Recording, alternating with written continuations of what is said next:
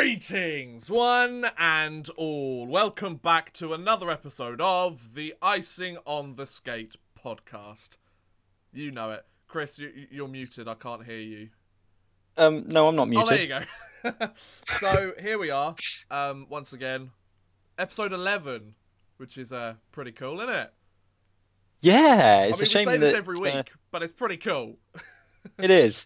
Somebody's going away next week though and breaking the streak. Yeah, we'll talk about that towards the end of the podcast. But yeah, just to give you a hint, no podcast next week. I'm gonna be in Zurich. Yeah, mean, you're getting a vlog out of it, so you can't really complain, can you? that is true. So, we've got lots of Elite League stuff to talk about this week, actually. Lots of little bits here and there. Lots of really interesting stuff, actually. Some stuff that kind of came out of left field. And we want to talk about it all because it's quite interesting. So, I think we should start, Chris, how we always start. Give us a lowdown of the scores that took place this week. Have you got your calendar the right month? Yes. Good. Just want to make sure. Okay. Wednesday, Milton Keynes 6, Glasgow 1. Which was a very good game on Free Sports, by the way. Friday, Glasgow 4, Sheffield 5 in overtime. Saturday, Manchester 3, Guildford 2, Coventry 5, Dundee 2, Cardiff 3, Nottingham 2 in overtime. Glasgow 6, Milton Keynes 3, and 5-2, Sheffield 6.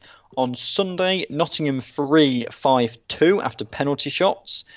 Dundee 3, Cardiff 6, Milton Keynes 4, Coventry 1, and Guildford 8, Manchester 3.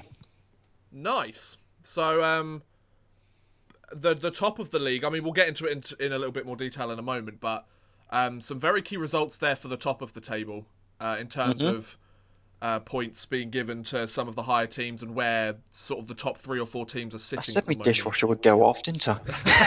So while you do that, I'll just take you through the Elite League standings. So currently, Belfast are in first place in the Elite League with 30 points in 19 games. They're on a 7-game winning streak in the league as well, and they only played 1 game this weekend.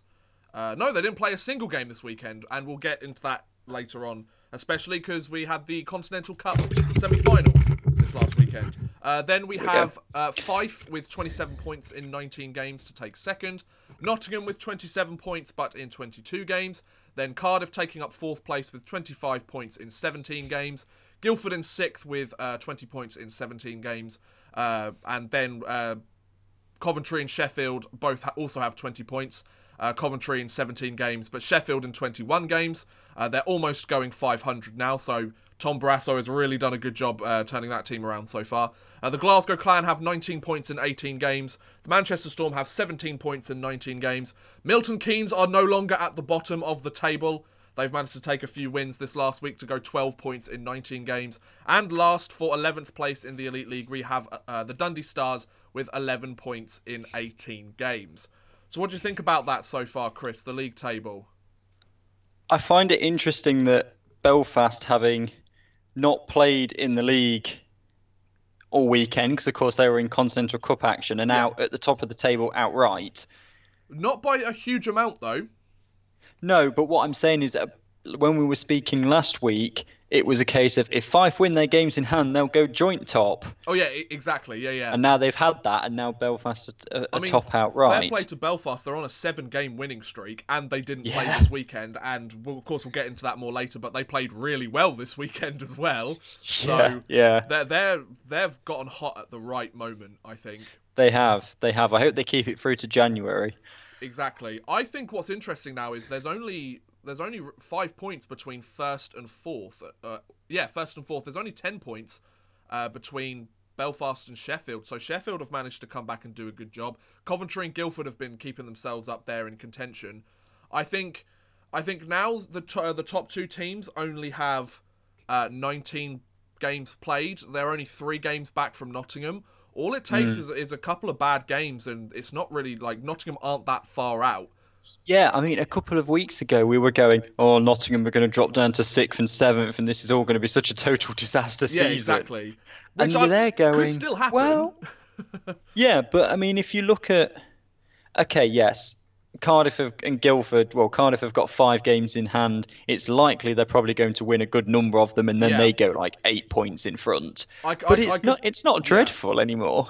I could very much imagine Belfast and Cardiff are going to be the 1-2 by Christmas, and then Yeah. after that it's going to be Fife, Nottingham, Guildford, Coventry, and Sheffield trying to fight for the other top 5 Yeah, spots. You know, yeah.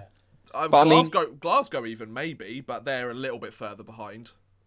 yeah. But then if you to even talking that, Glasgow have only had what 1 game more than Guildford and Coventry, and they're only 1 point back. So Yeah, exactly. So we always talk about how competitive the league has been this season, and we love it. I mean, there's 19 points between first and last place, which is a noticeable margin. But I mean, if you take out Dundee and Milton Keynes, it's only 13 points between first and yeah, 10th.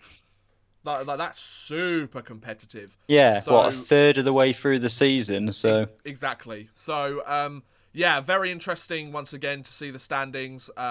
Belfast, they're playing fantastically. I don't expect them to drop at any point. I mean, they no, might drop to second when Cardiff catch up on games, but other than that, I mean, actually, even at this point, no. Cardiff Cardiff can't catch them on yeah, games. exactly. When they won't go outright first if they win both their next games, they'll be 1 point behind, won't they? Yep. So that's going to be really fun. You know what? I really want to. I'd love to see a Belfast Cardiff game. Like if that got on Free Sports, that would be a great game to watch. That needs to go on Free Sports. Definitely.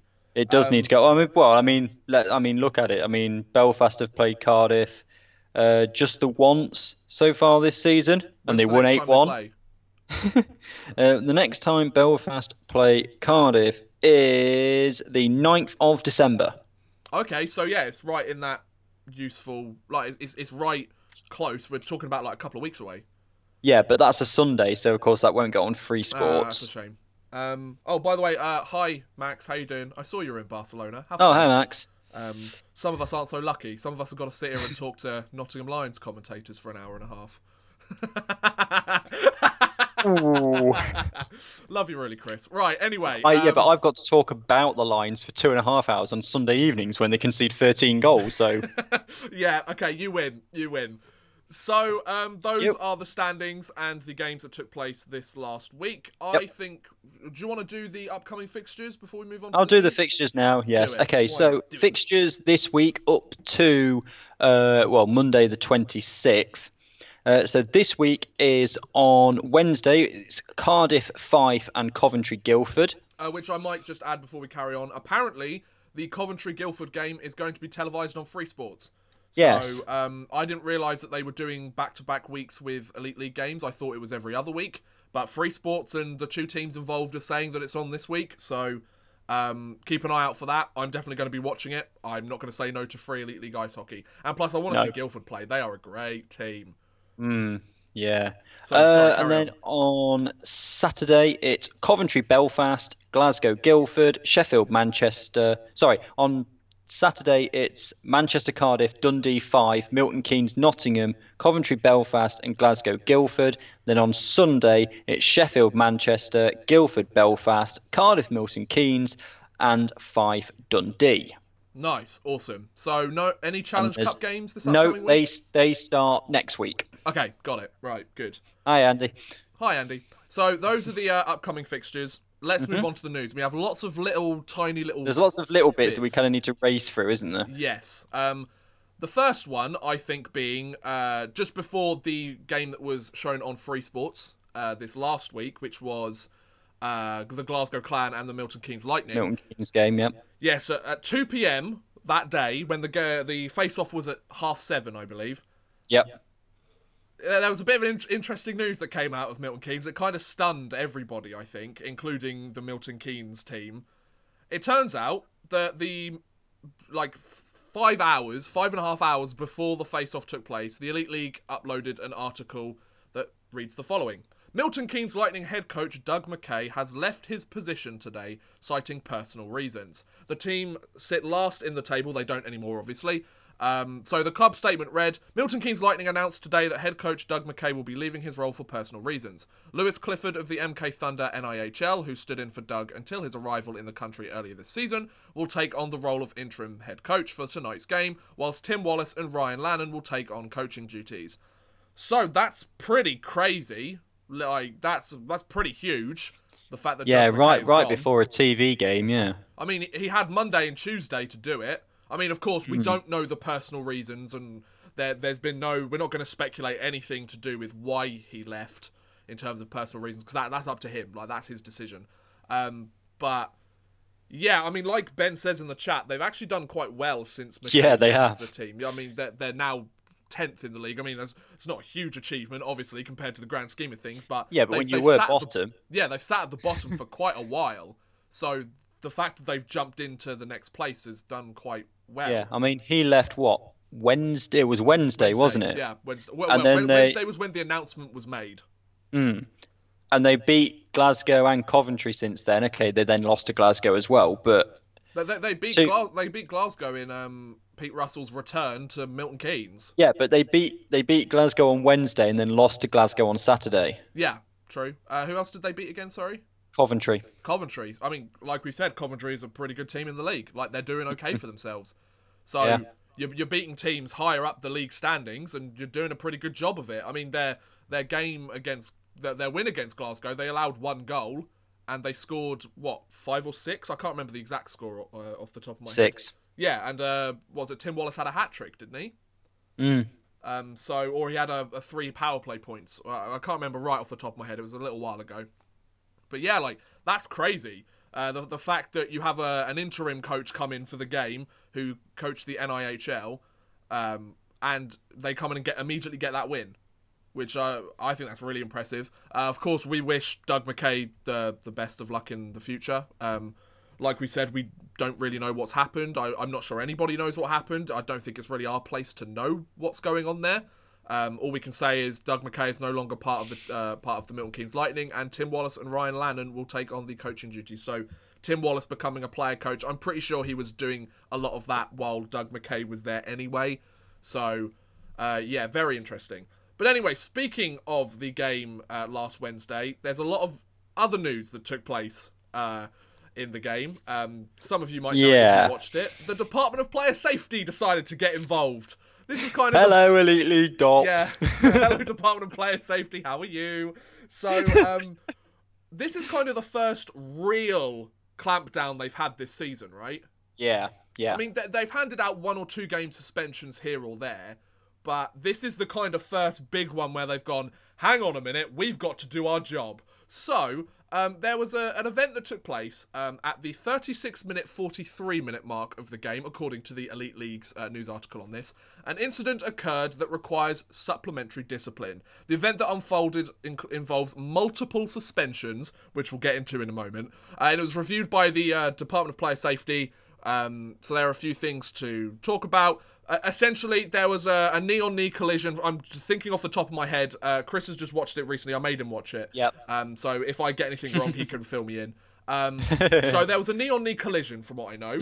One of the players was down on the ice, and one of the Glasgow players, which I believe was Zach Fitzgerald. It's Fitzgerald, yeah. Wanted to drop the gloves and basically fight with him. Even though he was down on the ice, like, clutching at his knee, like, we've had a knee-on-knee collision, my knee hurts. So then that was broken up. And then, over the other side of the ice, I believe Brendan Connolly tried to shoot a puck at Patrick Colleen, even though they were right in the other end of the ice, in the Belfast zone. Yeah, it was a strange one. It's, like, there's various rules about what happens in fights, and basically none of them were followed. Yeah, so essentially...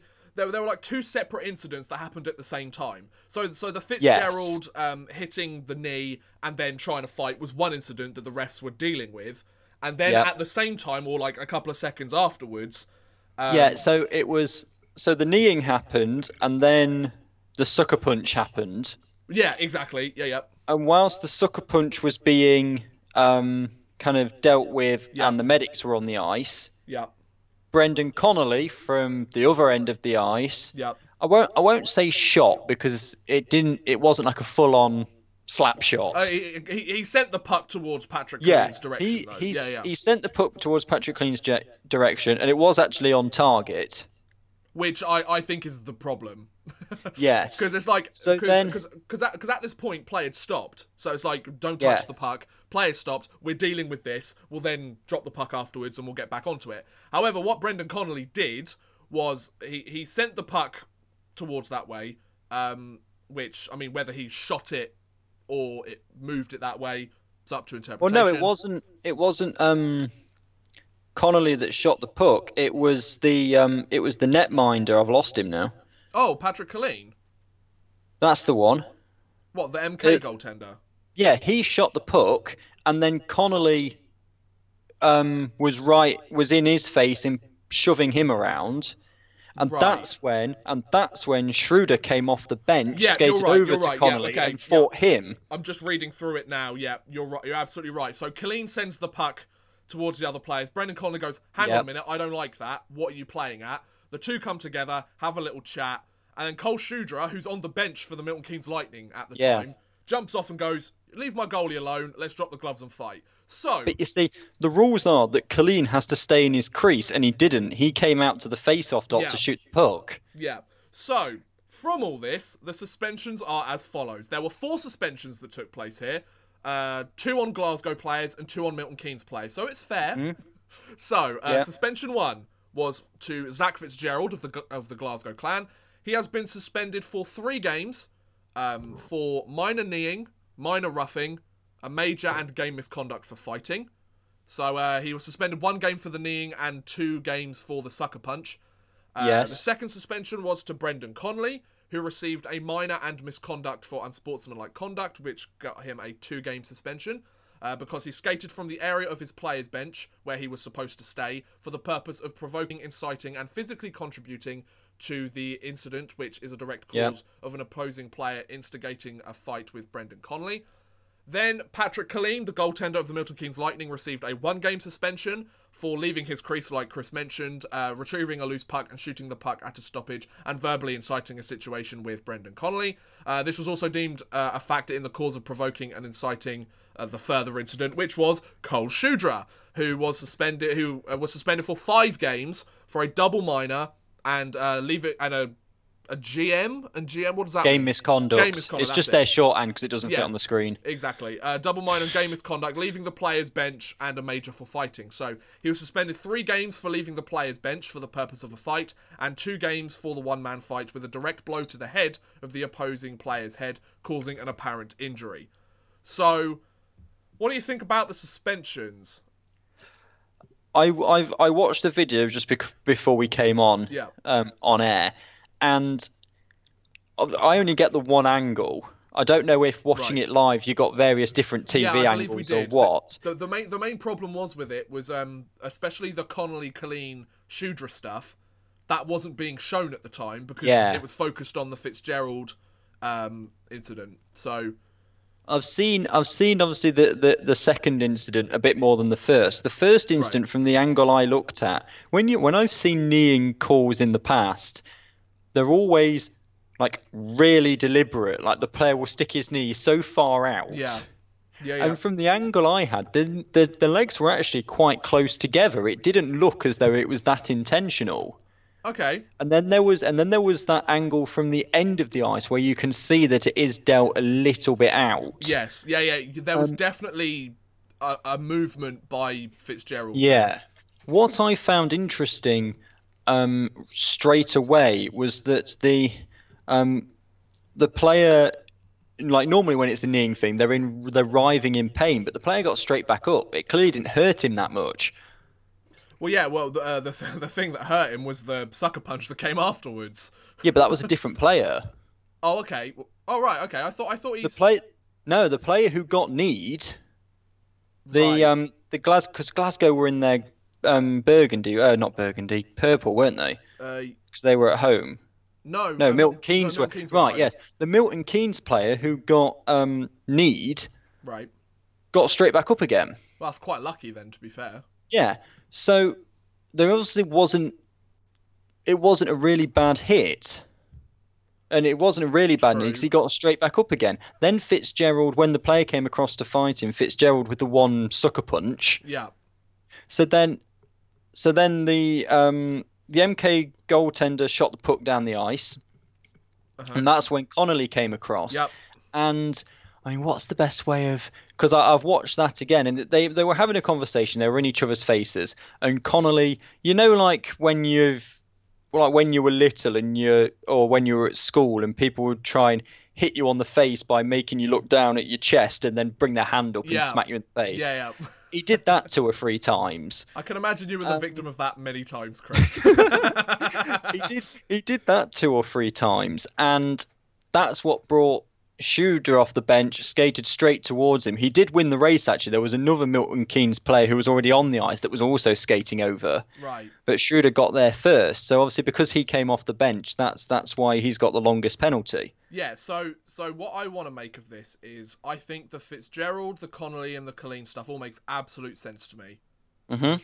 The only thing that I'm a bit confused on, and I think perhaps should have been a bit more of a factor, is Cole Shudra, for the fact that he's technically a repeat offender this season. This isn't the first time he's been suspended, and it wasn't just a 1-game suspension last time. Like, it was multiple games that he got suspended last time. That's true. I think we need to make sure that everybody listening knows this. You can't leave the bench when players stop to join in on what's happening. Whether it's NHL, whether it's Pee Wee hockey, you just don't do that. Because, like it's shown here, Shudra, 3 of those 5 games weren't for the fight. They were for the fact that he didn't know when to stop. They were for leaving the bench. Yeah. If there's a player, if you feel like your team's being hard done by or one of your players is causing problems, you wait until there's a shift where the 2 of you are out there, or you ask your coach when he goes out there, I want to go out, I want to deal with this. You don't jump off the bench. I mean, we've seen it in the NHL in last season or before, like Matthew Tkachuk causing problems like this. But you can't jump off the bench. It's like one of those. I mean, it is a written rule technically, but it is kind of one of those unwritten rules in the moment, isn't it? It's like, because then you get bench clearing brawls. And could you imagine if this turned into a bench clearing brawl? Like, our officials can't handle something like that. There's on YouTube a bench clearing ball between Panthers and Coventry, and the referees couldn't deal with it so much that they just abandoned the period, and so they went back and watched the film to get all the penalties down before bringing them back out. Exactly. Like, I think it's so. I think Shudra, for the fact that he was a repeat offender, should have got at least one game more. You know, I think it should have been at least like 6 games. Yeah, I mean it's coming off the bench is an issue. Because my question is, how are you supposed to deter players from doing stuff like this if they're not penalised more for being repeat offenders? Yeah. Because I mean, if it's fun, like if they get away with it, then they're just going to keep doing it. And yeah, sure, he's been suspended 5 games, so he clearly hasn't gotten away with this. But Cole Shudra, he's done stuff like this several times now. He's been proven to have a bit of a temper. Yeah, I mean, what I don't get with Shudra is having watched that second angle with it's not like, okay, there's protecting the goalie, but he wasn't having punches thrown at him. He barely touched him. Yeah, and that's one of the first things you learn, I would think, when playing hockey. You don't interfere with what's going on the ice if you are not on the ice. Well, yeah, quite. I mean, I don't think you can blame the interim coach for this situation. That's just something you should know. Yeah. And that's something Cole Shudra does know. He just chose not to follow it, and he's been... I mean, 5 games I think is fair, actually. I would have liked to have seen something, or they would have at least mentioned the fact that part of it's because he's a repeat offender. Like, I don't like the fact that they haven't mentioned that anywhere in their explanation for Cole Shudra's suspension. That's the thing that annoys me the most. Because then, if he does it again, are they going to mention that it's a repeat offender? Or are they just going to say, oh, it's because he did it? Like, there needs to be a precedent set here. If a player is suspended for anything, and then they are deemed worthy of another suspension that season, The fact that they've already done it needs to be taken into account, or they've already been suspended. Otherwise, there's no accountability for the players. Other than sorry, because I can't remember, was the first suspension for fighting as well? I believe so. Yeah. So then, okay. So that, I mean, if obviously if the two suspensions are completely different, then that's something else. But if that was fighting as well, then yeah, I mean the fact it's a repeat offender, they've got to clamp down on that, really. Yeah. So it took place on the 20th of October 2018, and he was suspended. It wasn't even that long ago. Yeah, it was suspended 2 games for fighting. It's not like it was even like the first game of the season. That was what, 2 weeks ago, 3 weeks ago. Pause. It was the check from behind, and then the fight followed afterwards. Yes, I remember. So, fighting has been a part of both of his suspensions. He is a repeat offender. Like, you can't get any more repeat offender than that. He's literally fought as part of his suspension. That's been one of the reasons why he's been suspended twice. Yeah. Anyway, let us know your thoughts about this. Some people have said, it's not fun having the best players hurt because of a brawl. Exactly. Yeah. I mean, if both the players are on the ice and they decide they want to drop the gloves and fight, that's fine. Like, if both of them are consenting to want to fight, that's okay. You can do that. I allow it. The refs should allow it as well. But when you have a player jumping off the bench and starting to fight somebody, that's not okay. Because the player on the ice isn't expecting, and rightfully so isn't expecting, a player from the other team to jump off the bench. Because then, when Cole Shudra jumps off the bench, what if somebody from Glasgow jumps off the bench? And then somebody from Milton Keynes jumps off the bench, and we just have, like we said, a bench-clearing brawl. Yeah. I just think it's silly. Yeah, I mean, this Panthers Coventry bench clearance, I can remember. It's because somebody had came across and had a big hit on the netminder. He was being ejected from the game, actually, and he broke free from the linesman, skated over to Kowalski, and Kowalski, to be fair to him, like, went lower and caused the guy to go head over heels, but the benches went. Oh, like I'll send you the link. It's great. Yes, please do. I think Ben makes an interesting point. I think the fact that the replacement coaches just wanted them to have fun and not care about trying too hard maybe stopped him from holding back. Like I said, I don't think it's the coach's fault. Like, but he's not going to know the players because he does the NIHL one. Yeah, exactly. And you can tell players to have fun and not care about losing or anything. But those players know they shouldn't jump off the bench. Like, they've got to be held accountable for doing stuff like that, which of course they have with the suspension. But the fact that he's a repeat offender and fighting has been part of both of his... He's been suspended 7 games this season in total. And they've only played, what, 19? Exactly. Like, roughly a third of the games that they've played, he hasn't been in the lineup. Yeah. And he's on loan from Sheffield. Like, he's not even part of Milton Keynes by itself. God, like, I just find it so confusing. But yeah, keep letting us know your thoughts about that as we move on to the next topic. So, this is regarding our favourite team, or my first favourite team, the Nottingham Panthers. We had a couple of player changes take place here. We'll start with the shorter one slightly, which was a player departing, which was announced yesterday, and then we'll get on to the slightly more information one. So, the Nottingham Panthers announced yesterday, actually just after their win against the Fife Flyers, that forward Jake Doty has parted company from the Panthers team. The big forward has returned to North America to play for the Allen Americans of the East Coast Hockey League. He had iced in that league for the last 3 seasons and has also played in the AHL. So he's played in the ECHL and the AHL for the past few seasons. Last year he was with Glasgow in the Elite League and moved to Nottingham in the summer. So obviously this just was a situation of the two teams not really working out, the two sides not clicking as much as they might have wanted to.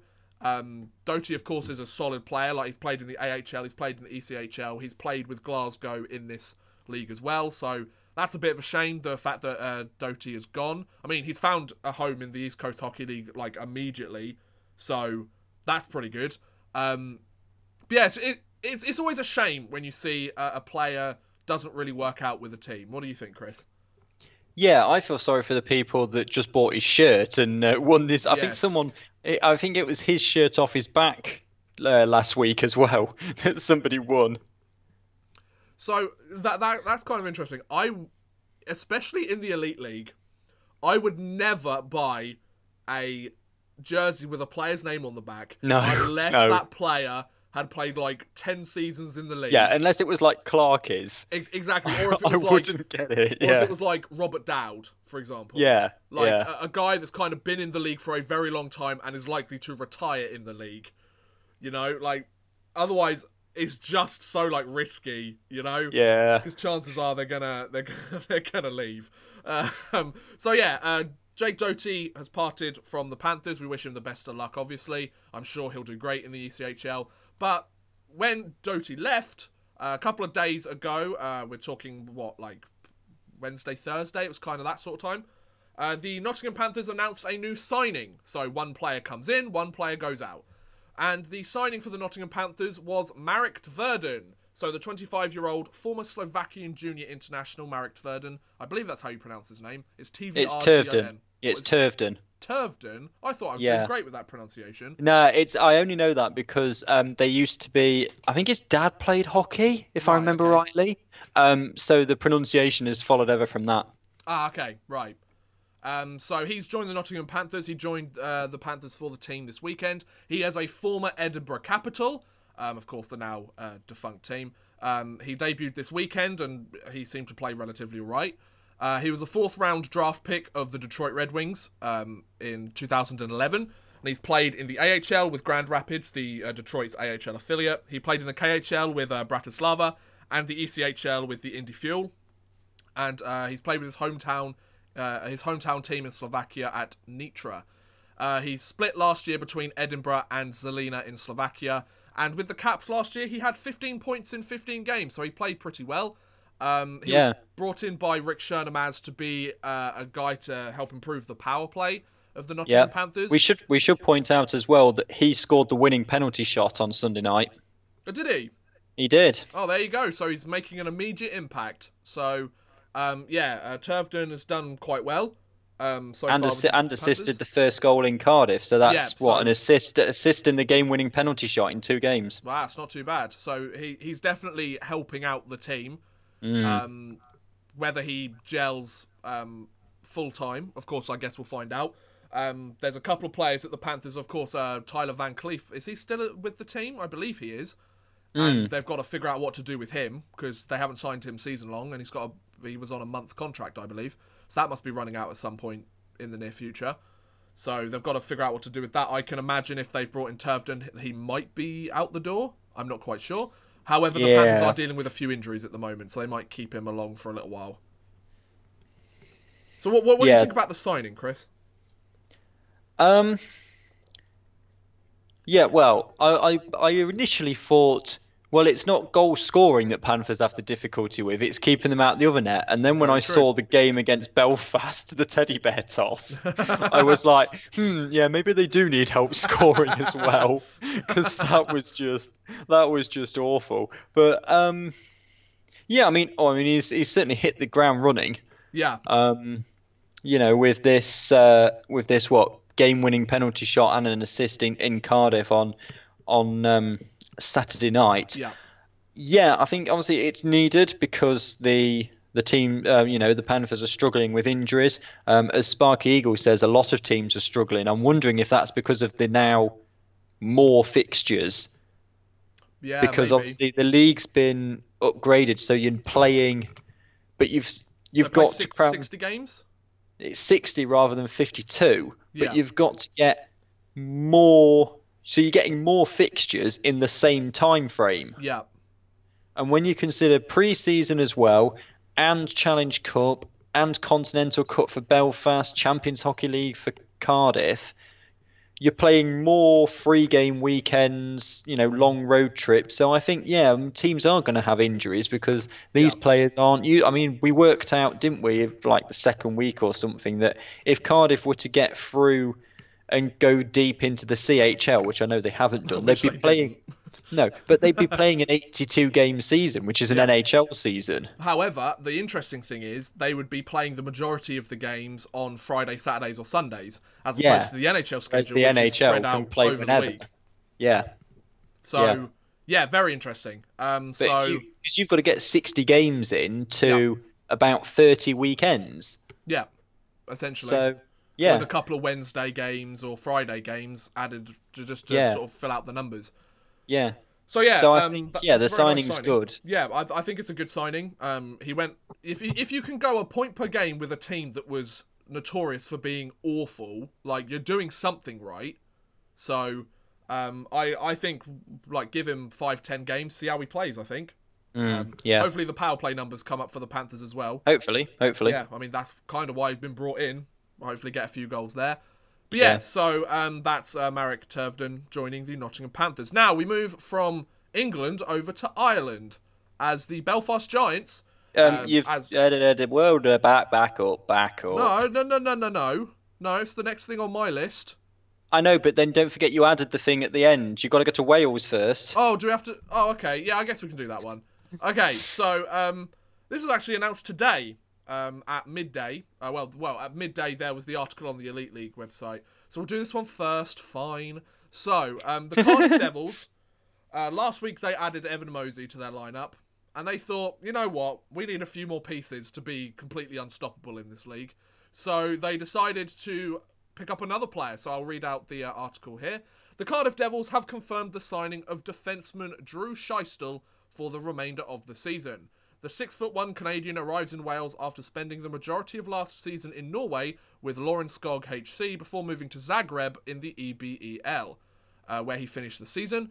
He also played half a season with Færøer AV19 in the same league a season earlier, I don't know, and has previous experience in the DEL and Denmark. He's a former second-round pick of the NHL by the Buffalo Sabres. They took him 59th overall in 2007. He spent 5 seasons in the AHL, where he played in the AHL All-Star Game during the 10-11 season, and played for the Texas Stars for a brief period, where he was a teammate with current Devil Mike Hedden. Okay, so a couple of players that know each other quite well. He's according to head coach Andrew Lord, Drew is another great skating two-way defenseman that is solid in his own end and moves the puck well. His game fits well into our system here because he is mobile and has a great first pass that is perfect with our transition game. So yeah, he landed in the UK this morning and is expected to be in the lineup on Wednesday when they face Fife. So he's not getting a very... Well, it's a quick turnaround. Let's see how he does. What do you think, Chris? Yeah, I saw a couple of things on Twitter. I don't know how accurate they are. That it's, I mean, you've said that it's Schitzel to rhyme with pistol. Oh, okay. Schitzel. But yeah, I mean, it looked of German descent, so I thought Scheistel. Yeah, go for it. I don't mind. It's probably less risky to go Scheisel. Yeah, exactly. I mean, like Ben says, Lotto likes to get players that the current players know. That chemistry in Cardiff is really good. I think it's important. It is, and this is going to add to it even more. I think it's a great signing for Cardiff, personally.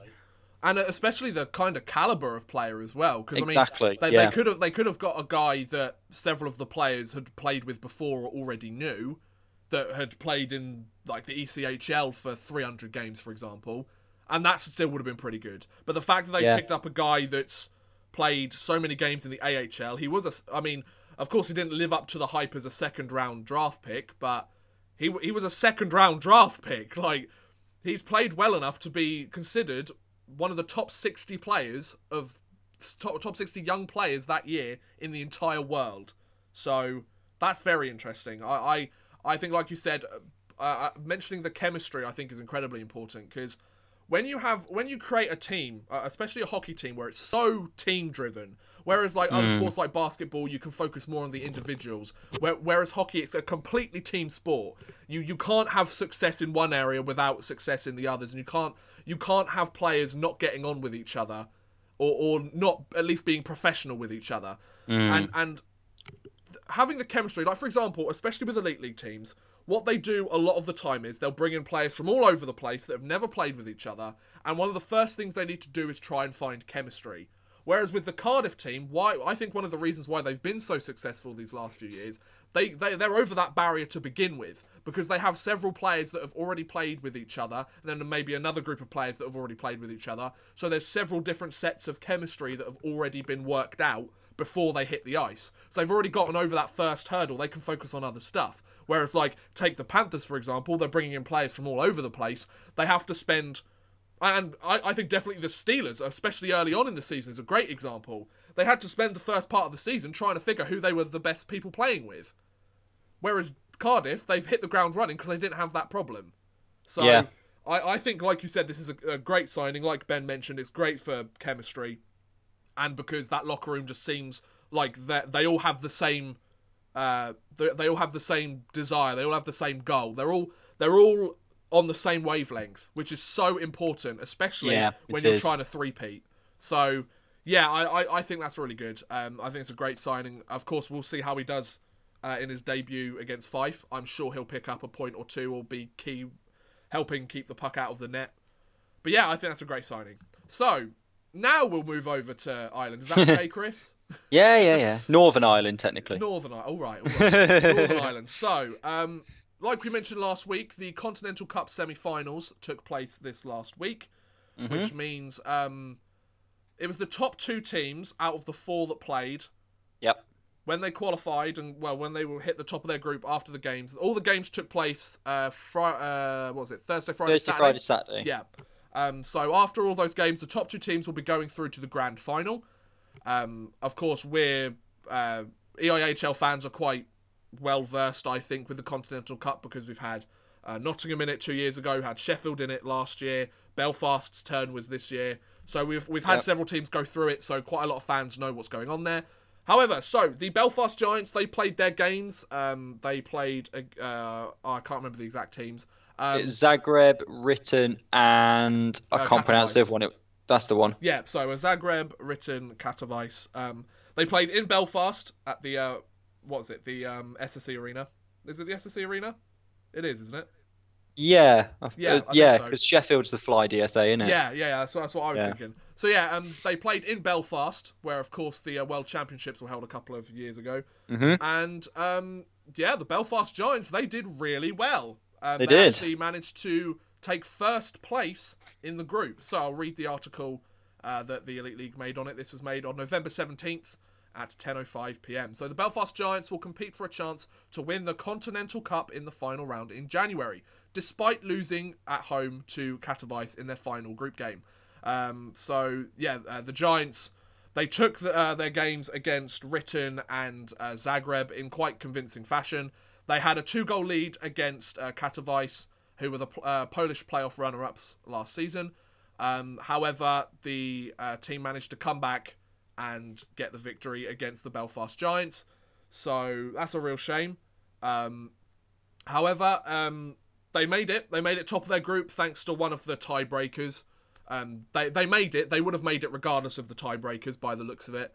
And the venue for January's final round will be announced by the IIHF in due course. Of course, remembering that the Nottingham Panthers, they of course tried to go for the home or the venue for the final a couple of years ago. They did. It went to Italy, didn't it? It did. It went to Ritten, and then we beat them in their own barn to take the trophy. There you go. So Belfast, I would imagine that the SSE Arena is going to be up there as a choice because it's a fantastic arena they've got. Well, it's got to be a choice because it's got to be one of the 4. Exactly, but I think it's going to be in strong consideration because they've held NHL games before, they've held Friendship 4, they've held World Championships, they've held the semi-finals, so they're perfectly able to house one of these big tournaments. So I wouldn't be surprised if they got the chance to have it. So you've got Belfast, obviously from here, you've got Katowice from Poland. Right. They will be going up against Gomel from Belarus. Okay. And Koszetow from Kazakhstan. Interesting. Okay. I don't see why this team wouldn't have a good chance to win the Continental Cup, to be honest. No, I don't see why they won't either. Especially their loss against Katowice.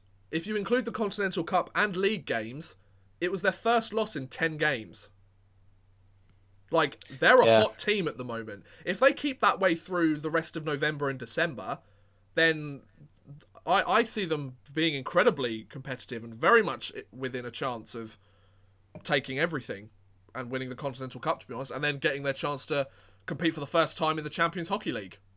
Yeah, that'd be good. That would be awesome. And then, of course, the league winner, or if Belfast win the league, the second place, or the playoff champion, then we get 2 British teams again in the Champions Hockey League, and maybe some magic that happened last season can take place again. So yeah, I think Belfast need to not win the league, because I think if they win the league and the Continental Cup, it's still just one team. Because I don't think we're high enough caliber to have 2 in. No, I don't think it is. I think if the league winner wins the Continental Cup, I think it goes to the playoff champion, doesn't it? I'm not sure because it's not happened before. Okay, well, we'll have to keep an eye out on that. Yeah. So yeah, Belfast Giants. I think both Chris and I think they've done very well. So yeah. Hi Joe, by the way. Oh hey Joe. Been gone so long. Exams. I get it. We've all been there, done that. So the last piece of Elite League news before we get onto our discussion topic, which has taken us a little while. It has, yeah. We need to start racing through some stuff. So there was a bit of confusion that took place over the last few games. So the Elite League announced that there was some clarification on an ineligible player. That took place. So there was technically in one of the games an ineligible player in a game. So according to, I'm not going to read the whole article here just for the sake of time. It's the EIHL rules. So essentially there was a game, they didn't actually originally, the Elite League, I think it was one of their like partner Twitter handles, like Elite League News and Updates or something. They basically said, they didn't actually disclose who the player was originally. So a player from the Elite League, I believe on Saturday or Sunday, took to the ice, or was getting ready to take to the ice. It turned out took to the ice. They did take to the ice? Yeah. Okay. Found out that they weren't eligible. Do you know the reason why they weren't eligible? Yeah, because they weren't on the game sheet. Because they weren't on the game sheet. And then the refs were like, hang on a minute, what are you doing here? You're not on the game sheet. And then they went, aren't I? And they went, no, get off. So then the player couldn't play for the rest of the game. In a sense, yeah. It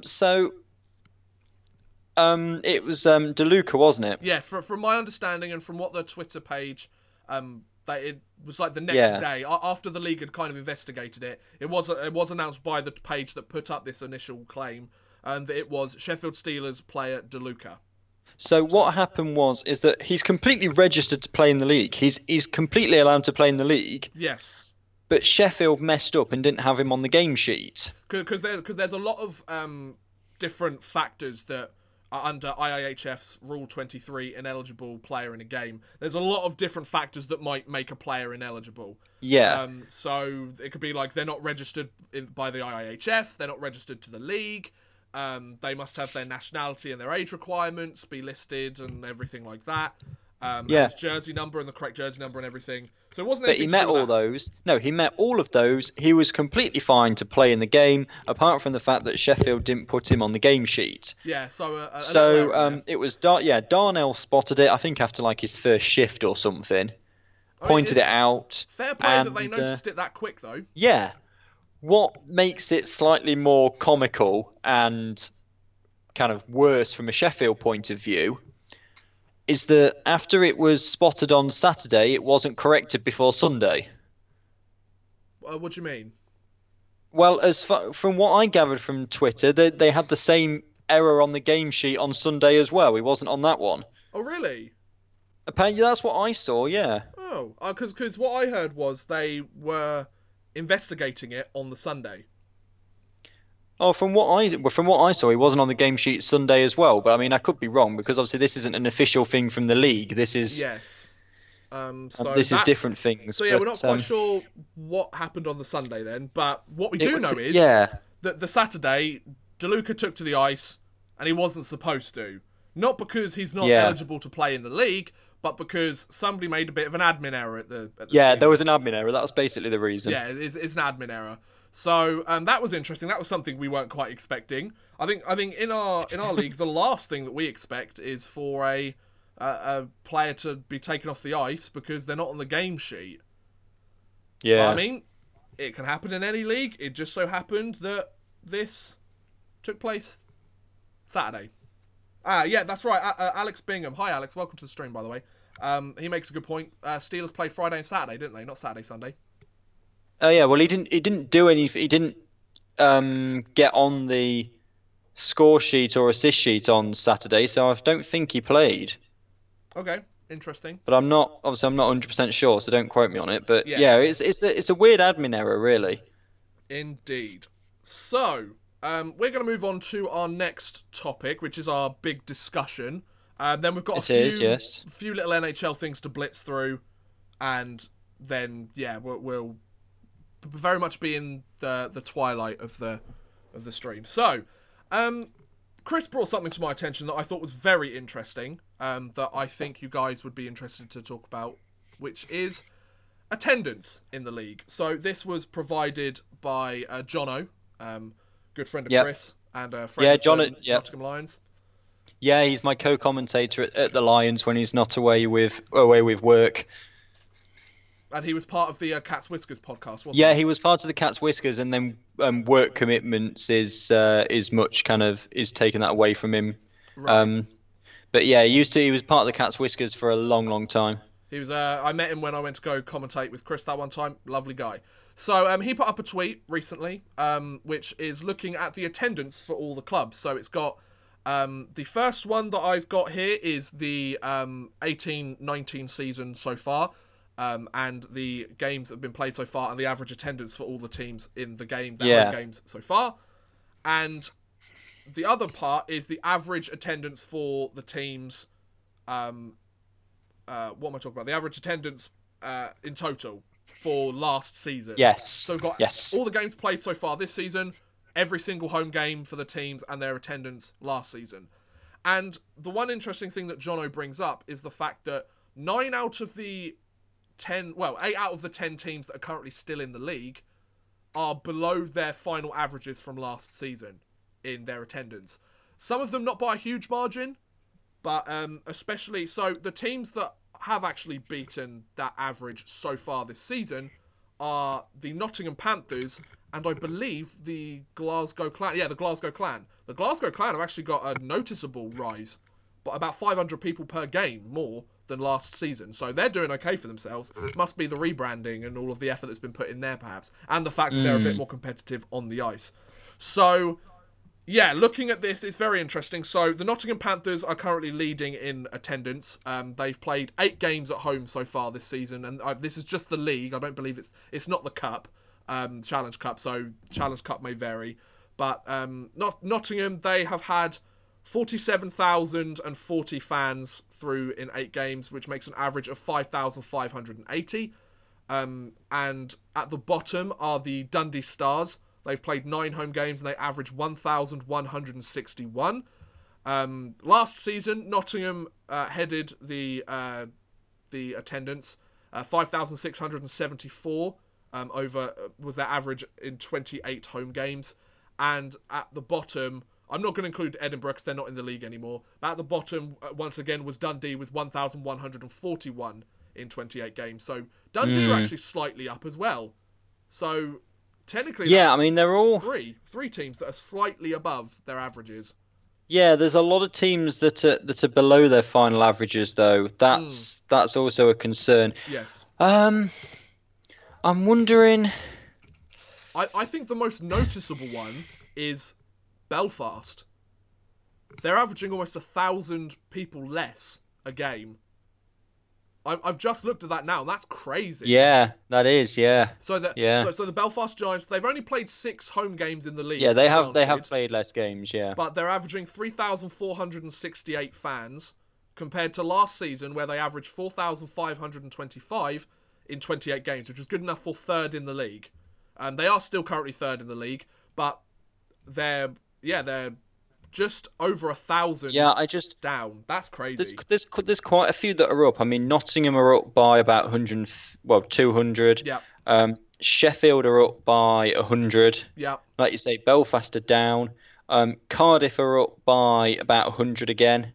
Glasgow Cardiff are down by 100. No, they're not. Yeah, they are. Their sorry, average- they are down. Sorry, average my this bad, my season bad. is Yeah, 2,841. Their average last season was 2,993. Of Yeah. course, it's a 3,000 seater arena, so you're not really going to get yes. much difference. Glasgow are down by 500, Yeah. No, which they're is which not. is No, they're not. yes, No, they no, no, are. No, they're not. Oh, yeah, you're right. Sorry. This Yep, they season are. is on the left. Yeah. Okay, sorry, my bad. The Coventry Blaze are down by 200. Yeah, The Fife Flyers are down by about Fife are 50. down. Yeah. Guildford are down by about 100. It's MK are down by 200. Manchester. Nottingham and Sheffield are the only teams that are up on last season. And Dundee by 20. But that's not a huge amount. Wow. Yeah, okay. So now, so attendance, essentially, most of the teams are down on their averages from last season. Now, that comes with a massive preface that we haven't played the whole season. Yeah, each of the teams played 28 games in the regular season last year. Most of the teams in the league have only played 9 games at home so far this season. So we're only about halfway through the season. Anything can change. If a team starts to get hot, more fans might come and watch them. If a team starts to cool off or start to go on a long losing streak, then fans will want to watch them less. So you always get more around Christmas as well, which bumps the average a bit and that sort of thing. Exactly. So I guess what I want to discuss here, Chris, I guess I'll try and put it into a question. Do you expect the averages or the total number of fans, because the total number of fans is also an interesting one to look at, do you expect the total number of or the averages to, by the end of the season, balance out very similarly to last season? Do you expect them to exceed last season, or do you expect them to underperform from last season? Feel free to chime in your opinion. Yeah, as well. the chat is talking about expansions, which I mean we've spoken about before. Let's hold off there. Yeah. One thing that just has jumped out to me, I know it's off topic. Capitals. Brad, you talk about a team in Dublin. The problem with the team in Dublin is that the Republic of Ireland aren't United Kingdom, and therefore they're not in the they're not in the UK for the Elite League. But Northern Ireland are, which is why Belfast are in. That's with that one. Yeah. Attendances. I think there's been a lot of people that I've seen that are like, shall I renew my season ticket? Shall I not? I've noticed quite a few people, like, especially when I went to that Belfast game, they go, it's a sellout. And then you look in the gold sections and there's quite a few empty seats from season ticket holders that haven't gone. Right, okay. And I'm wondering if people are trying to, maybe save more money by not going as often. Maybe some people are put off if they're kind of without wanting to kind of, maybe they go, I want to see them win. And with the league being so competitive, they're not going. I suppose. See, that's what I think. I think like we sit here and talk basically every week about how much we love how competitive the league is, but I think that might affect the attendance. I think if you're less sure about your team winning, you're less likely to want to go and watch the game. Because let's be honest, the worst or the best way to turn fans away from a team and to stop them from watching is a team losing. Yeah, I can remember my first ever Panthers game. It was against what was then the Manchester Phoenix. Right. And it was in 2003, and Panthers won by 10 goals to 3. And... Jesus. You're thinking, if you're a Manchester, I'd be interested. I don't know if anybody's ever done it, and I don't have the time to do it. Would be to break it down month by month, because I wonder if people aren't going in the run up to Christmas because they're buying presents instead. Yeah. And then, they do more afterwards, or, more people go towards the end of the season for the teams at the top because they want to see them push for that title and everything. And maybe, like, after New Year, it's like, oh, my New Year's resolution is I want to go and see more hockey games. Yeah, so maybe stuff like that. So maybe there's, like, an uptick there. And Easter, people are home from uni, so more students go and things like that. Yeah, I'd be more concerned if they're still down by the end of the season. I'm conscious of reading too much into it at this time. The only thing that irritates me about this, the fact that most of the averages are down, and the fact that the Nottingham Panthers are up, is because it makes it look like having a webcast is bad for attendance. That's the one thing that annoys me. Because all those people that are like, oh, webcasts are bad for attendance. Like, now they've actually got some evidence that they could use to potentially, like, fuel their argument. But again, like Alex says, there's games that aren't on the season ticket. Like, I know in football, I'm presuming it's the same with ice hockey. Season ticket holders are classed as being there even if they aren't. That's so stupid. Why would you do that? I'm sure that I know there's some football clubs that do that.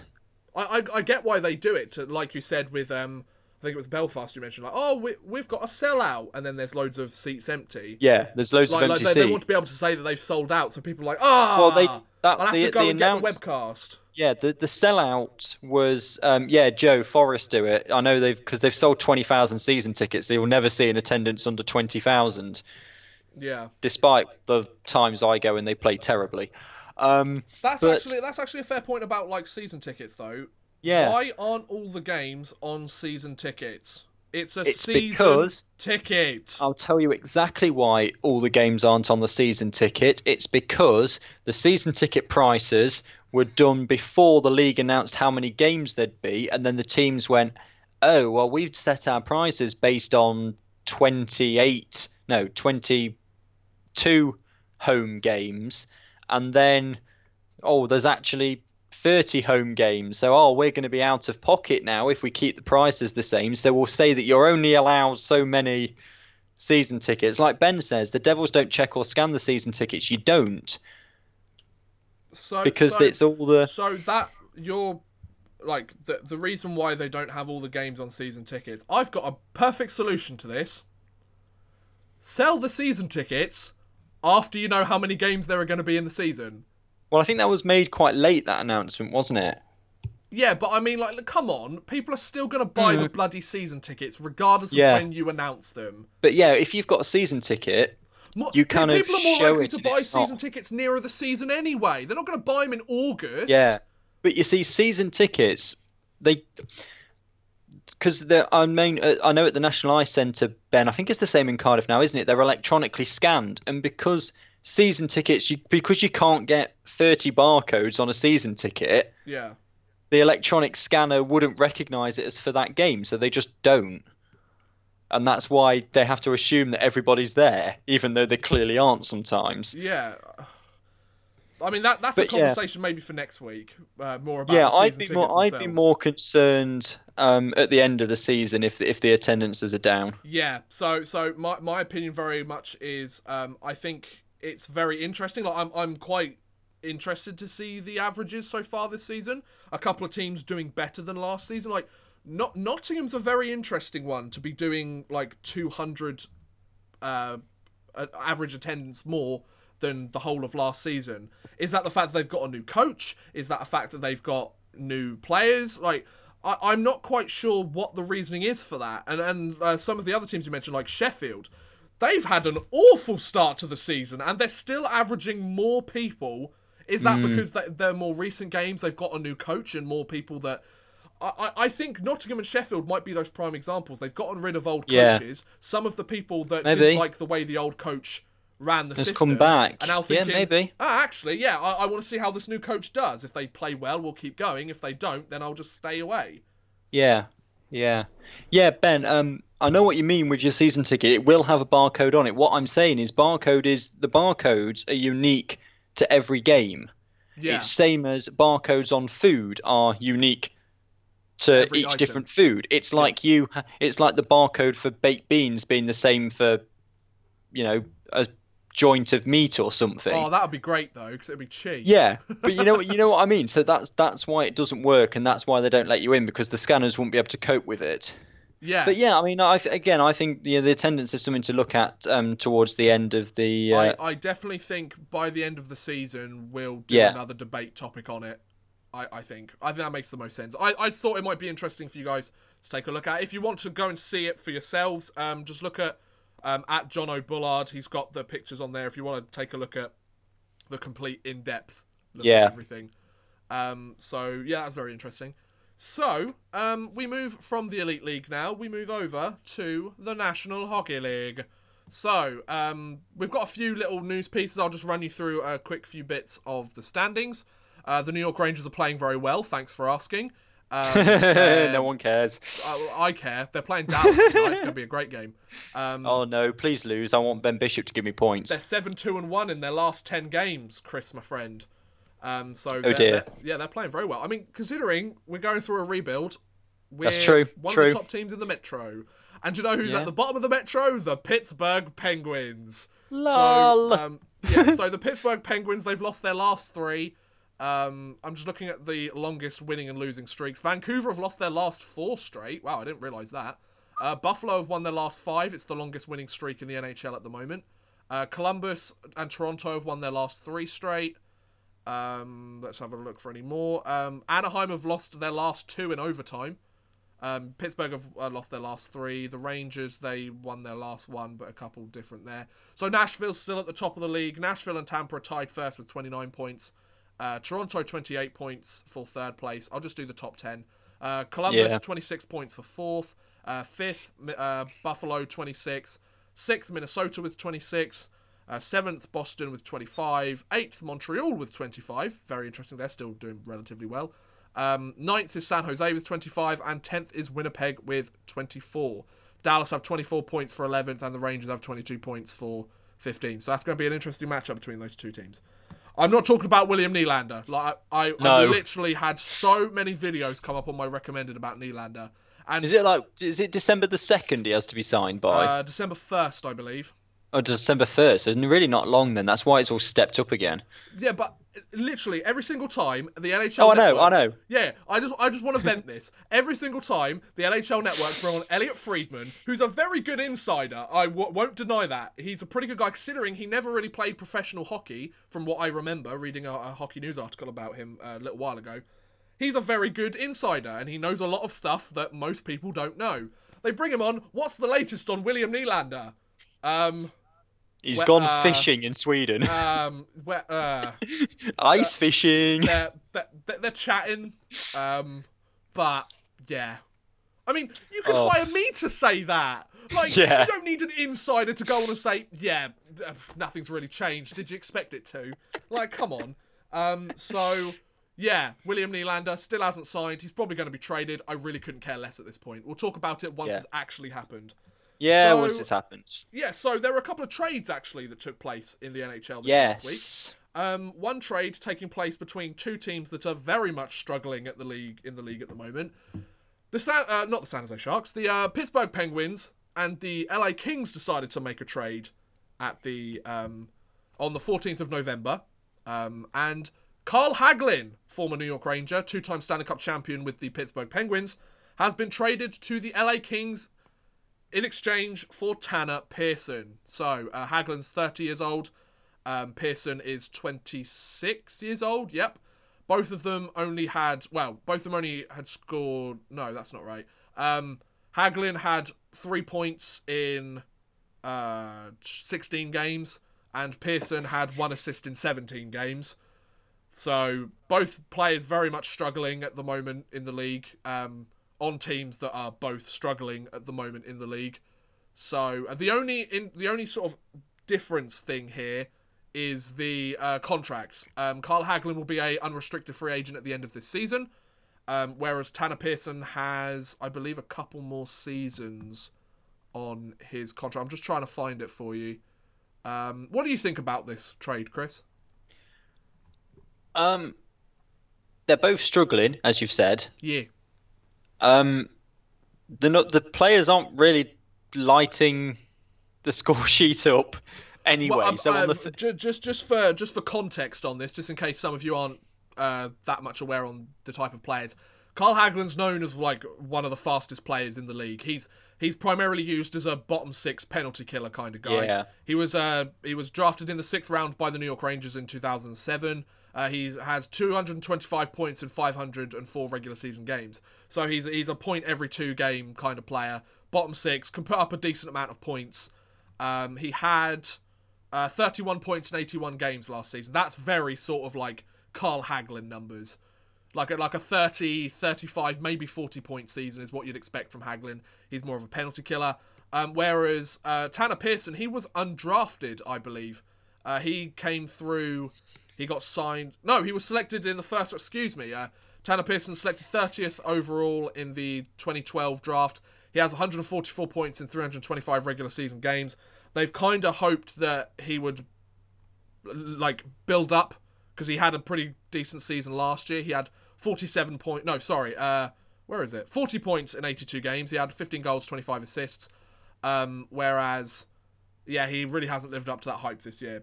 So, yeah. Yeah, I'm not sure they're really going to do anything for their respective teams, but we'll see. Yeah, I think this is both of these teams trying to... I think for both of these teams, if it keeps on going the way that it's going, there's going to be bigger shake-ups from both of these teams. Yeah. Jim Rutherford, the general manager of the Pittsburgh Penguins, has already said that he's not going to stop with this trade if things keep going the way that they're going. Whilst I don't expect them to trade Crosby or Malkin or maybe even Phil Kessel, like I could see a bigger trade coming in the works here. And the LA Kings, like they've played awfully since the start of the season. So I can imagine them trying to trade some of their aging forwards away for some slightly younger legs, but they might have to overpay for that stuff. So, yeah, LA are in a very strange situation. If they trade older guys and draft picks for younger guys, then they're going to damage themselves long-term in the draft and building up a prospect pool, which they're very much getting towards a rebuild anyway. But if they don't do that, then they're just going to end up having a really old roster with loads of decent draft picks, and it's going to take them ages to rebuild anyway. I think they're coming towards their inevitable rebuild. I mean, 2 cups in 3 years when they did it, like, they got what they needed to when they were in their prime, so I don't think that's any problem. But, yeah, very interesting. The other trade that took place, we'll just switch over to the second and final trade that took place this last week, was between the Edmonton Oilers and the New York Rangers. They both did another 1-for-1 trade of forwards. So Ryan Strome was traded to the New York Rangers by the Edmonton Oilers in exchange for Ryan Spooner. So both of these guys, very similarly to the Hagelin-Pearson trade, both guys that they're not really had the best start to the season. Strome's a 25-year-old. He was a number 5 pick in the 2011 draft. Has 162 points in 358 games with the Islanders and the Oilers. He's 25 years old. He has 2 points in 18 games this season. And Ryan Spooner, a 26-year-old forward, has 2 points in 16 games this season. So very, very similar to the Pearson-Hagelin trade. Ryan Spooner played very well when he came over after the trade deadline. He had 16 points in 20 games with the Rangers last season. 4 goals, 12 assists. So he played quite well there. He just couldn't seem to find his rhythm with the new look Rangers, I guess. And Strome, he's never really found his place in the league yet. So I think he's hoping that going to New York will revitalise his career just as he gets to the prime years of his career. What do you think, Chris? Yeah, well, as you've said, New York are on the up. Yeah. So yeah. Don't get too excited. It will come crashing down again soon. Nah, give us a few years. We'll lose in the finals to the Kings. Yeah, something like that. Alec Martinez! You've never forgiven him for that, no, have you? Never. Again, interesting trade. Wait to see how it pans out. Again, they're not lighting the lamp, but of course the players that light the lamp, the teams are keeping hold of. Well, yeah, pretty much. Yeah. Yeah. Unless it's like a big blockbuster trade. Yeah. Yeah. So kind of let it unfold over the next couple of weeks, see how they settle in, really. Yep. Of course, the Rangers play the Dallas Stars tonight, like I mentioned. I'm going to be keeping a watch on that to see if Strome gets his first point as a member of the New York Rangers. He was very impressed with the work ethic of the New York Rangers. I saw in an interview. Feels like they're a team. It's one of the hardest working teams he's played on. Which I'm not sure if that's a dig at the Islanders and the Oilers, who are two teams that haven't really been known or haven't been seen in the brightest lights for their player development. Considering the Oilers have had like 3 or 4 first overall picks, and I think only 2 of them are still with the team now. Yeah, 2 of them are still with the team now. Yeah, I think so. So yeah, that's not very good. One of them's in the KHL, so there you go. And one of them just won a trophy for league MVP with New Jersey last season. So well done, Edmonton. So we move on to another interesting topic. It's another NHL.com players poll, ladies and gents. Yay! Hey, you know, I love reading these. I find them very interesting. So last week we had the most underrated player, I believe. We did, this yeah. week we've got the toughest rink to play in.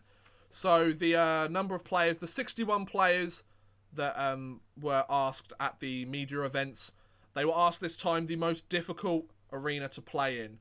And funnily enough, all 61 people voted on this one. So that's very interesting. The first time we've had all 61 people actually vote on one. Excuse me. So, ladies and gentlemen, it turns out that the players, the 61 players that were spoken to, believe that the hardest rink to play in the National Hockey League is Bridgestone Arena, home of the Nashville Predators. So Bridgestone Arena took 15 votes. I saw a lot of people when the NHL put this article and stuff on Twitter, put the link to it and everything. They mentioned that the teams that got the more votes, which we'll go into them in more detail in a moment, they're some of the smaller rinks. They're not like these big sort of multi-purpose rinks. They're the smaller rinks where the fans are closer to the ice. Yeah. And it's very much more enclosed, and the sound of all of the fans is just that little bit louder and in your face and a little bit more intimidating than some of the other places. I've never been to an NHL game in an NHL rink, so I can't speak from personal experience. I would love to one day. Maybe I'll set up a GoFundMe and get that sorted. But in the meantime, the Bridgestone Arena of Nashville takes 15 votes out of 61. And the Bell MTS Place of the Winnipeg Jets took 6 votes, as did the PPG Paints Arena of Pittsburgh. The TD Garden of Boston took 5 votes. The Scotiabank Arena and the Bell Centre both took 4 votes, so home of the Maple Leafs and the Canadiens. The SAP Centre of San Jose, the Sharks, also got 4 votes. Interestingly, the T-Mobile Arena of the Las Vegas Golden Knights, or the Vegas Golden Knights, got 3 votes. The same as the United Centre where the Chicago Blackhawks play. The Madison Square Garden got 1 vote. Madison Square Garden got 1 vote. What is that? It's the most famous arena in the world. It doesn't mean it's the most difficult to play in, though, does it? That place is packed out nearly every single night. And the fans are loud. They are loud-ass fans. They're in New York. But anyway. Go look at the article on the NHL website if you want to take a look at all of them. Most of the places got 2 votes or 1 votes. How many teams were actually... I'm just going to count how many teams there were. What do you think about hardest rink to play, Chris? Again, I'm not an NHL commentator. I've not been to them all. It seems that a lot of the teams... Didn't you say Maple Leafs, Canadiens and Blackhawks all got 4? Maple Leafs, Canadiens got 4. Blackhawks got 3. 3. So, I mean, that's not even like the original 6 teams, is it? Especially when New York Rangers only get 1. Well, out of the top 5 teams, the highest original 6 team is TD Garden, which got 5 votes for the Boston Bruins. Yeah. I think there is kind of a lot to be said for the multi-purpose stuff, but then again, basketball which is obviously the one that it's teamed with a lot of the time. Yeah. Is smaller than the hockey, so the seating still is right on the edge of the hockey. I mean, they are what they are, aren't they? I think a lot of the teams that are up at the top there, like Nashville, they've just had a really strong start to the season. And especially they made the finals a couple of seasons ago, and that arena was known as being like a loud arena. So it goes along with the teams roughly that are doing well as well, doesn't it? Yeah, that's fair. So,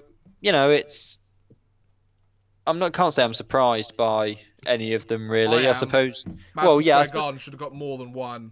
Yeah, having that so far down probably is the biggest surprise on there. It's only because all the players actually want to play there, and not because they suck. Yeah, so that was interesting. Moving on. Jacob Chitrin, the defenseman for the Arizona Coyotes. This is just a quick bit of news. Jacob Chitrin has signed a 6-year contract extension with the Arizona Coyotes. The defenseman made his season debut only recently. I believe he had injuries, or was there a contract dispute? I didn't hear of one. No, neither did I. He had 14 points in 50 games last season. He was the 16th overall pick in the first round by Arizona in 2016. I have his Young Gun card, and it looks very nice. And yeah, they've signed him to a 6-year extension. They want him to be part of their future. They're building a nice little core there in Arizona, and I'm not surprised him and Ekman Larsson are going to be on the back end for the foreseeable future. And I think those are two very good players to build a team around, to be honest. So yeah, nice job, Jacob Chitrin. He gets his money, contract of his career. Maybe in about 30 years' time, I'll make a Whatever Happened To on him. So, moving on, Paul Martin. So some of you might remember Mr. Paul Martin. I mentioned him like ages ago. But Paul Martin announced his retirement from the NHL after 14 seasons in the league, in which the 37-year-old never missed the playoffs. I didn't know that. That's very impressive. It is. So the 37-year-old defenseman Paul Martin played 870 NHL games over 14 seasons for the New Jersey Devils, the Pittsburgh Penguins, and the San Jose Sharks. There's very much lots of people saying that he was a great teammate. He was a second-round pick, the number 62nd pick by the New Jersey Devils in the 2000 NHL entry draft. He made his debut 3 years later, and he had a career high of 37 points in the 05-06 NHL season. Then he very much became a defensive defenseman. He joined the Devils one season after they won the Stanley Cup and left 2 seasons after them winning the Cup final in 2012. He played 5 seasons for the Penguins, who won the Cup the 2 seasons after he left. Oh, that's so annoying! And then he made the Stanley Cup finals with the Sharks, where they lost. Oh, come on! Give Paul Martin a cup. Like, so he joined the Devils the year after they won. He then left when they made the Stanley Cup finals. He then played 5 seasons, half a decade with the Penguins. And then the season he left, they won 2 back-to-back cups. And then he made the finals with the Sharks, and they lost to the Penguins. You can't get any more worse luck than that, can you? So he had 320 points in those 870 games, 50 goals, 270 assists, and was a plus 126. He had a minus rating in 2 of his 14 seasons. That's pretty impressive. And he had 46 points in 122 playoff games. And, he didn't really win any other trophies. I thought he'd won a Norris, but no, Brent Burns won that one. Congratulations on a great career, Paul Martin. Sucks that you didn't win a cup. You had a chance, but the hockey gods obviously said no. Now, before we move on to, the final stuff, I didn't actually mention this one to Chris. I found this just before we started. Just a little interesting piece of information that I saw on there, on the NHL website, a couple of days ago. So, there's a player who's in the Boston Bruins system called Jacob Forsbacka-Karlsson. Okay, he's kind of been bouncing up and down the lineup for the last few seasons. He's been trying to find. He's been in the AHL. He's trying to get that seasoning in order to become a consistent player on the NHL roster. It turns out that Forsbacka-Karlsson, which is his last name, he has the most characters on the back of his NHL jersey in NHL history. Forsbacka-Karlsson, what is it? How many letters is it? Is that hyphenated? 5, 6, no. 1, 2, 3, 4, 5, 6, 7, 8, 9, 10, 11, 12, 13, 14, 15, 16, 17 characters. Oh, yeah, but there's a space in between, 18 characters. So usually, they have to... So they have 20 inches on the back of the jersey in order to work with. When the equipment manager of the Boston Bruins, Keith Robinson, he put all of the letters on the back of the jersey. He had 20 inches to put all of the letters in there. However, the letter spanned 38 inches. So he had to basically make the thing so tiny just so all of them fit into the actual space. I just thought that was really funny. Just how ridiculous is that? The one problem this guy has is he's got too many letters in his name. It's good for the commentators. Oh, I can't read the name on the back of that shirt. It must be this guy. So the tiny named guy. What is it? That one. Yeah. So yeah, that was an interesting bit of news. We now move on to Brits abroad. Da da da da da. Brits abroad. Da, da, da. So of course we start with Kirk's corner, like we always do. Kirk's corner. There you go. I love it. I love how you chime in with that every week. It's like without fail, and like you've actually got the tune for it now. Whereas like the first few episodes would be like, let's just make up something on the spot. We just kind of made it up, Kirk's and now corner. it's just Kirk's corner. So Liam Kirk, of course, with the Peterborough Petes of the Ontario Hockey League. So he had 7 points, I believe, at the end of last week. He did. He now has 9 points in 23 OHL games. He's been getting a few assists. I'm pretty sure in the last sort of 4 or 5 games, assists. he's been averaging an assist a game. He hasn't really found the back of the net himself in the last few games, but he's been a very strong playmaker. Like we said, he's up on the second line, so he's good at dishing it to people who can score. Exactly. So, but like we said in some of the earlier episodes, he's very much a player that he just needs to get one, and then they get going. That's very much the case with young players. It's a confidence thing, I think. And not to bring it back to the New York Rangers, but I think this is quite a good comparison. Philip Heatle of the New York Rangers, 19-year-old.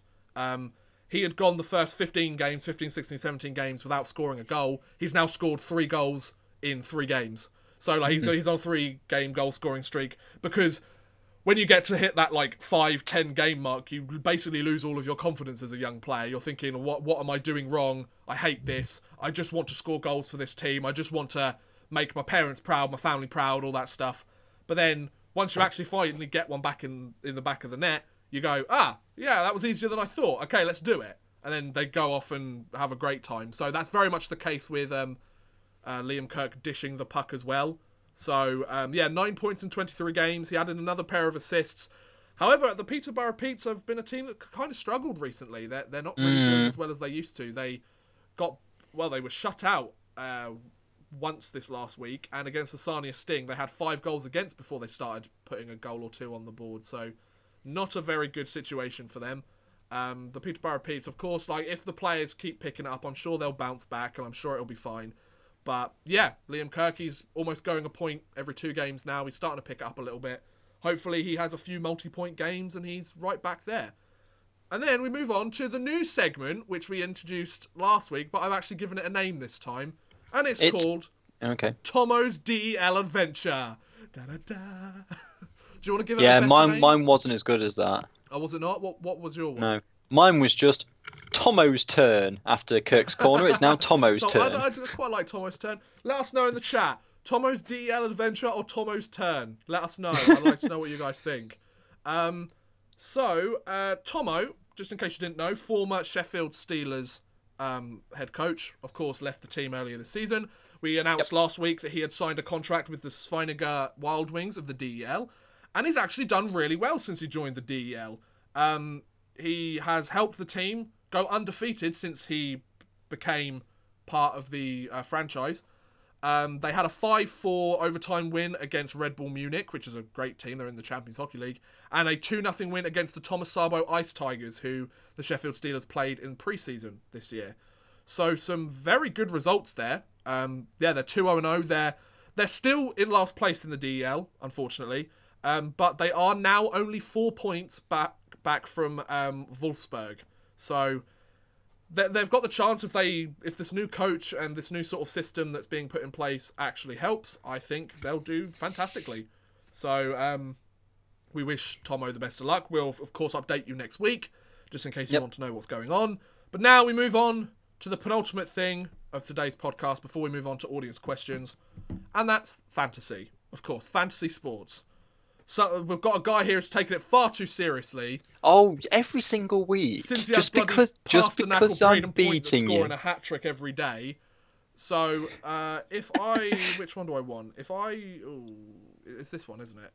Yeah. So if I just show you this, we have the fantasy scores up here once again. So I was up against the Shaw Billionaires this last week. I did all right. I'm quite happy. Chris had Braden Point scored a hat trick. How many other players scored a hat-trick for you this week? I think that was the only one this week. Oh, well, isn't that nice? Oh, you must feel really hard done by. Only one hat-trick this week. So, I beat the Shaw I Billionaires. didn't break 100 points though, did I? 68. That's disappointing. What's that? Oh, I did break 100 points. Okay, Yeah, that's only all right. just. The Duncan PlayStations beat the Beanheads 70-58. Chris's Nottingham Lions beat Clarkie's Infants by 50 points. Jesus. The Pyongyang I've got to let the Lions Sucklords- win something. Yeah. Pyongyang Sucklords beat the Nottingham Redhawks 87-70. The Thunderbirds beat the Habs Suck by 2 points. Wow. Trump's Fake Wife beat Stanley Yeln at 76-19. The Croatian Jets beat the Nottingham Yeet 93-76.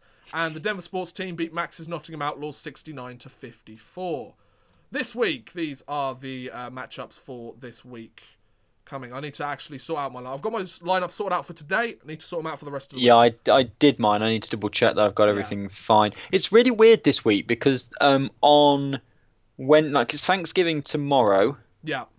Wednesday, there's only one game in the entire league. Wait, so a lot of people. Tomorrow? Yeah.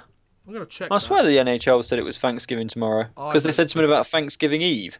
I don't believe you. Your guide to a packed. It was just the week. 14 games on Thanksgiving Eve. It's Thursday. Yeah. Thursday is Thanksgiving. I know there's a 1 p.m. game the day after.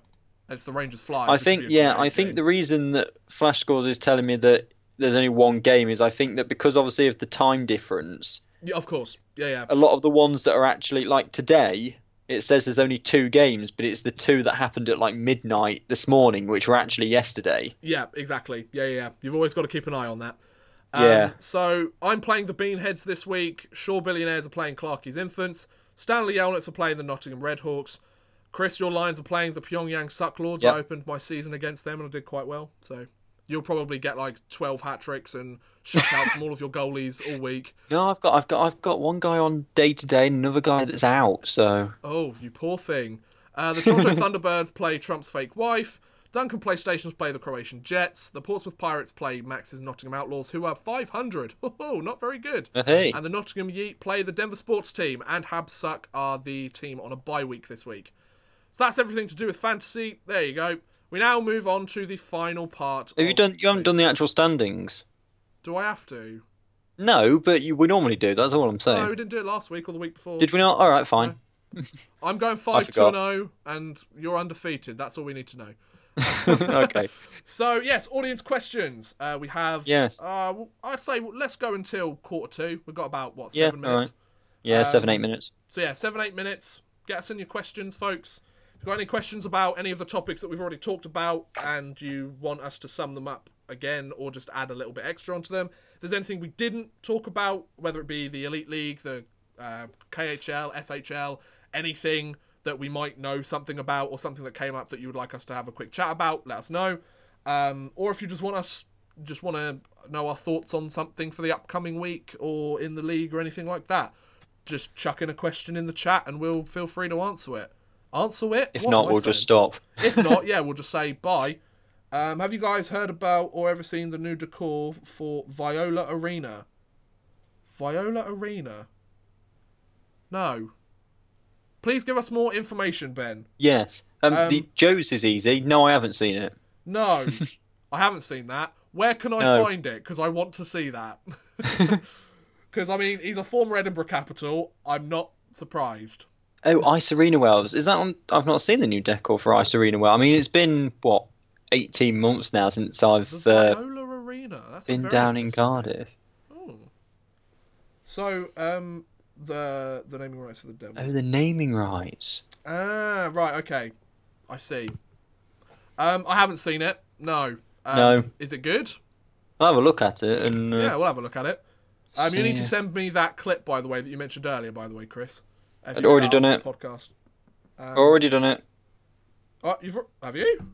Yeah, check your direct messages. Oh, I haven't got a notification from Twitter. That's very interesting. Wait, let me check.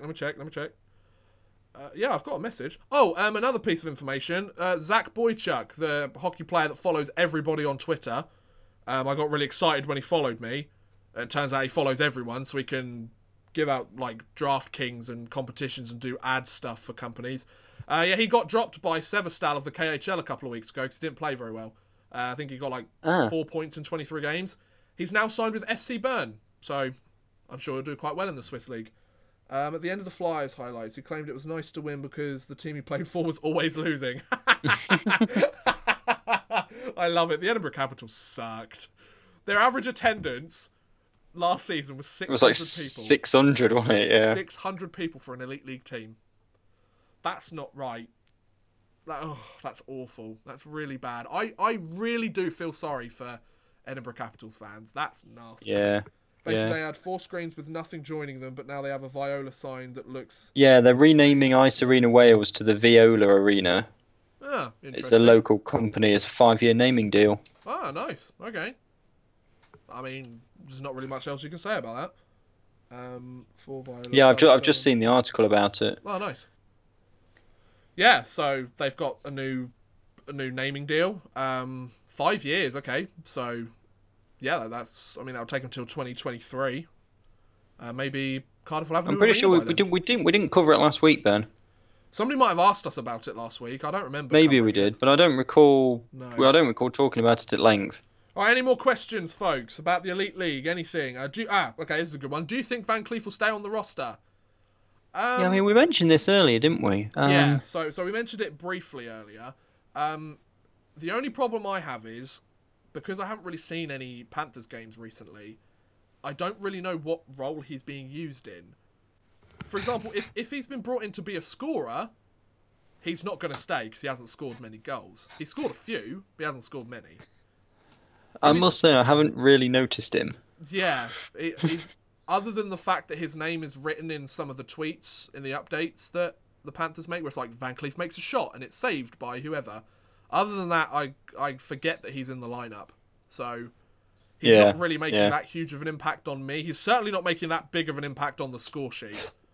I kind of feel like that way a little bit about Bolduc as well, but he's actually like putting goals on the board.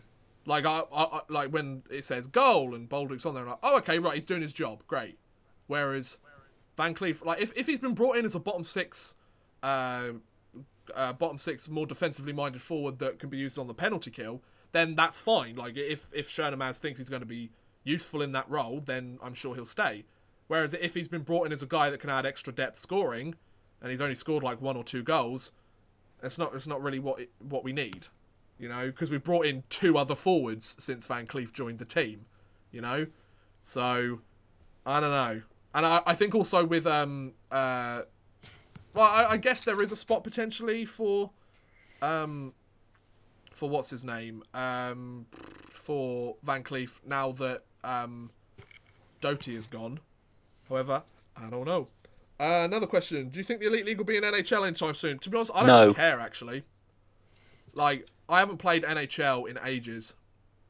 I legit only play NHL nowadays for my 2 channels my 2 series on this channel. I don't touch it any other time because I just find it so boring. It's such a boring game. Like, Hockey Ultimate Team is pay to win. I mean, it has been for years, but I mean, I'm just not interested in that. Like, Ultimate Team has been messing me up recently. EA, 4 times I've played a title-winning game. 3 of them I've won the game, and then it's gone, oh, I can't connect, and then it claims that I disconnected and lost. I hate that so much. 3 times in a row, and the other time I was 4-2 up, and then it disconnected, and then said, you disconnected. I was like, I haven't disconnected, I was winning. Yeah. I think their servers are trash. I think they're basically doing everything wrong. Like, I've been playing NBA 2K19 recently because it was on a free weekend for Xbox. Like, that's got its problems with microtransactions. Don't get me wrong. Like, I'm not a fan of microtransactions unless they're purely cosmetic stuff. Which in that instance I don't mind them, because if you want to buy them, then buy them. But if they have any sort of effect on the actual gameplay, that's where I think there's a problem. I mean, NBA 2K19, I can remember the good old days. Sorry, without the microtransactions, like, there's so much more in that game than there is in an NHL title. And I get that because basketball has a bigger audience in certain places, and I also get the fact that, like, they have a bigger budget and a bigger group of people working on the games. But you've got to learn from the other places in the industry. FIFA has been absolutely review bombed. Like, I have not heard many good things about FIFA 19 this year. I don't really dip my toe into the FIFA market at the moment. You know, like I play like a FIFA title like every other year for like 10 hours or so, and that's about it for like my entire run of a FIFA game, because I'm not really a football fan. I don't mind playing FIFA, it's alright, but yeah, I've got to be honest, I'm at the point now, I've bought every single game since NHL 11 consecutively. If NHL 20 doesn't like do anything to completely revitalize the series and add something that I really want, I'm not going to buy it. I'm already at the point, like, for example, my series on the channel, the views for the majority of my episodes on Be a Pro and Franchise Mode are down compared to the Whatever Happened To's and the Alternate Hockey Histories. And I enjoy making those Alternate Hockey Histories and Whatever Happened To's more than I do making the NHL episodes. So, like, I'm not going to keep making them if people aren't watching them and I'm not enjoying them. So there would be no need for me to get NHL 20. Anyway, any other questions, Chris? There's just the one we'll finish up with, which is from Tom, who says, who do you think's going to end Belfast's winning streak? That's a good question. Do you have the list of who's coming up? I do have the list of who's coming up. Oh, you're so good at this. Yeah. I know. This is why you have me on the podcast. Yeah. It's the only reason. Yeah, for the stats and for flash scores. Yeah. Okay. So Belfast's upcoming fixtures are Coventry. Okay. Guildford. Okay. Dundee in the Challenge Cup. Yeah. Good luck, Dundee. And then a double header with Sheffield. I'm going to go Guildford. You're going to say Guildford are going to take them? If any team is going to snap their winning streak, I think Guildford could do it. Well, you've got Coventry, Guildford, Dundee, double header with Sheffield, Dundee again, Guildford again, and then Cardiff on the 9th. Nah, I'm going to go Guildford. Guildford, okay. They play well against those arena teams. They do. That's in Guildford as well, so. Oh well, yeah, they've got a very good chance then. Yeah, however, I reckon so. I mean, Belfast, they don't really have the most difficult of fixtures coming up recently. Like Dundee, Guildford, which I mean is Coventry, Guildford, which are two like mid-table teams at the moment. I mean, if you try and sort of take their play for granted, they will make you pay. Yeah. One thing I find interesting, which will come on to another in a fortnight, because I know we're already overrunning, is that Nottingham have a really they have such a good 1, 2, 3, 4, 5, 6, 7, like 8 of the last 12 games at home because of the way the rinks are working. Oh, okay. So they've had a long homestand. Oh, that's not too bad. Mm. Okay, so yeah, I think we'll end the stream here, ladies and gents. Thank you for tuning in to the Icing on the Skate podcast, episode 11, almost 3 months worth. However, I should let you know, unfortunately, there will not be an episode of the podcast next week. We're going to take the week off. It's my fault. In fairness, I think I've got a good excuse. Yeah, you have. I'm going to Zurich to watch a KHL game. I'm hopefully going to see Pavel Datsuk in the flesh. And that'll be a great time. So, well, that's answered the question of whatever happened to him. Yeah, he's going to go and visit me. I will be making a vlog on the event, so that'll be up sort of midweek next week. So you'll get an idea of all the fun stuff that I've been up to. It's going to be great. I'm so excited. So, yeah. No podcast next week. I'm sure we'll be back the week after to pick up where we left off. Yeah. And in that episode, we might cover some of the stuff that happened the week that we missed, but we'll, of course, primarily focus on the most recent stuff. So, yes, thank you very much for watching. Thank you, Chris, once again for joining me. Not a problem. Hope you guys have enjoyed. Make sure you tell your friends about the podcast. We want to try and get this out to as many British hockey fans as possible. We'll make more British content if more British fans watch it. Like 5% of my viewership is from the United Kingdom. That's not good enough to make EIHL videos all the time. So get this out to as many people as you can. Make them watch the podcast. Tell them that you love it. Tell them that it's great, because it is, because we're here. And yeah, thanks for watching, guys. We'll see you again soon. Goodbye.